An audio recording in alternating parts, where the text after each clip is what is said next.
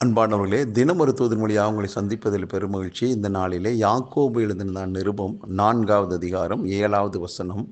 பிசாசுக்கு எதிர்த்து நில்லுங்கள், அப்பொழுது அவன் உங்களை விட்டு ஓடி போவான் என்று. அன்பானவர்களே, இந்த பூமியிலே ஆண்டவராகிய தேவன் மனிதன் அனுபவிப்பதற்காக பலவிதமான காரியங்களை உருவாக்கி வைத்தார்.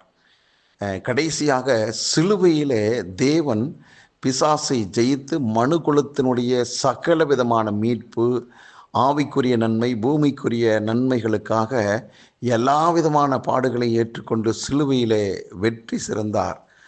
சிலுவையிலே ஆண்டவர் நமக்கு சம்பாதித்து கொடுத்த எத்தனையோ விதமான நன்மைகள் ஏராளம் தாராளமாக இருக்கிறது. இப்படி இருக்கும் பட்சத்தில் அவரை ஏற்றுக்கொண்டு அவருடைய பிள்ளைகளாகிய நாம் இந்த பூமியிலே பல நன்மைகளை ஆண்டு அனுபவிக்க கூடாதபடிக்கு பொறாமை பிடித்த தீய சக்தியாயிருக்கிற பொல்லாத பிசாசானவன் நம்முடைய வாழ்விலே நேரடியாகவும் மறைமுகமாகவும் தந்திரமாகவும் அவன் நமக்குள்ளாக வந்து பல காரியங்களை நாம் அனுபவிக்க கூடாதபடிக்கு நம்மை மட்டுப்படுத்துகிறான்.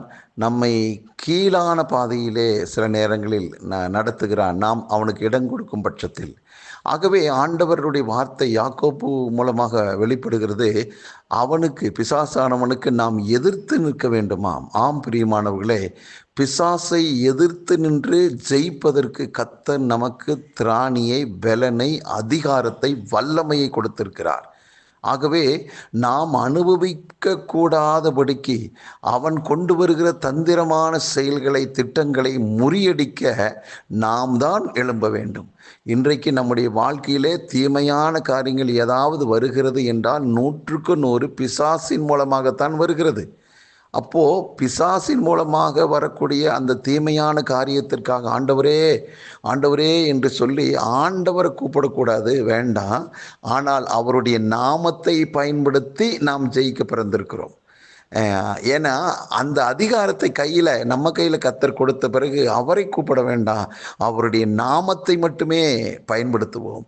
ஆகவே ஆண்டவர் இயேசு கிறிஸ்து என்ற அந்த பெயரை, இயேசு கிறிஸ்துவின் இரத்தத்தை, இந்த மாதிரியான வார்த்தைகளை பயன்படுத்த பிசாசானவன் ஓடி போவான், நம்ம கிட்டையே வர முடியாது. ஆகவே எந்த விதத்திலாவது உங்களுடைய தொழிலோ, உங்களுடைய வேலைகளிலோ, உங்கள் குடும்ப வாழ்க்கையிலையோ, உங்கள் ஊழியத்திலேயோ இப்படி பல விதங்களிலே ஏதாவது ஒரு தோல்வி அடிக்கடி வருகிறது, உங்களால் எழும்பவே முடியல அப்படின்னா அதற்கு பின்புலமாக பிசாசு தான் இருக்கிறான்.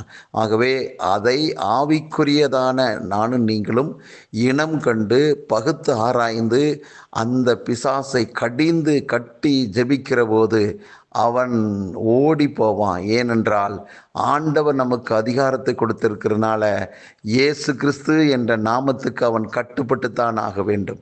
இயேசு கிறிஸ்துவின் இரத்தத்தை கண்டு அவன் பயந்துதான் ஆகணும். ஆகவே இந்த ஆயுதங்களை நாம் எடுத்து பயன்படுத்தி அவனுக்கு எதிராக நிற்போம். நாம் பெற வேண்டிய பலவிதமான நன்மைகளை பெறுவோம், அனுபவிப்போம், கர்த்தர் நாம மகிமைக்காக. ஆகவே பிசாசை கண்டு பயப்படுகிற ஒரு நிலையில கர்த்தர் நம்மை வைக்கல. நம்மை கண்டுதான் பிசாசு நடுநடுங்கிற இடத்துல கர்த்தர் நம்மை வைத்திருக்கிறார். ஆகவே நம்மை சுற்றி கர்த்தருடைய வேலி, கர்த்தருடைய இயேசு கிறிஸ்துவின் இரத்தத்தின் பாதுகாப்பு இருக்குது. அவர் வேலி எடுத்து நம்மை பாதுகாத்து கொண்டிருக்கிறார். நமக்காக தேவ தூதர்களுடைய பாதுகாப்பு இருக்கிறது. ஆகவே எதை கண்டும், குறிப்பாக பிசாசை கண்டு பயப்பட வேண்டாம், எதிர்த்து நிற்போம், வெற்றி காண்போம், வெற்றி காண்போம், வெற்றி மேலே வெற்றி அடைவோம், பல நன்மைகளை சுதந்திரிப்போம். ஜெபிக்கலாம். நல்ல பிதாவே, பிசாசுக்கு எதிர்த்து நின்று ஜெயிப்பதற்கு கர்த்தர் எங்களுக்கு வல்லமை கொடுத்திருக்கிறேன். நன்றி அப்பா. எந்த சூழ்நிலையிலும் ஆண்டவரே அவனை எதிர்த்து நிற்க ஆவிக்குரிய கண்கள் திறக்கப்பட்டவர்களாய் தைரியத்தோடு ஆண்டவரே உம்முடைய நாமத்தை பயன்படுத்தி நாங்கள் வெற்றியை காணட்டும். இதை கேட்டுக்கொண்டிருக்கிற எல்லாருக்குள்ளேயும் ஆண்டவர் பிசாசுக்கு எதிரான ஆண்டவரே ஒரு தைரியமான ஆண்டவரே யுத்த களத்தில் நிற்க அப்படிப்பட்ட பலன் உண்டாவதாக, வசனத்தின் வெளிச்சம் கிடைப்பதாக ஆண்டவரே. அதன் மூலமாக அடைய வேண்டிய நன்மைகளை பெற்று ஆண்டவரே சந்தோஷமாய் வாழ்வார்களாக. ஒவ்வொருவரையும் மனதார நான் வாழ்த்தி ஆசீர்வதிக்கிறேன். இயேசு கிறிஸ்துவின் நாமத்தை ஜெபிக்கிறேன் நல்ல பிதாவே, ஆமென். அன்பானவர்களே, நீங்கள் பிசாசுக்கு எதிர்த்து நின்று வெற்றி அடைய நீங்கள் வேறு பிரிக்கப்பட்ட பிள்ளைகளாக இருக்கிறீர்கள். வாழ்த்துக்கள். நன்றி.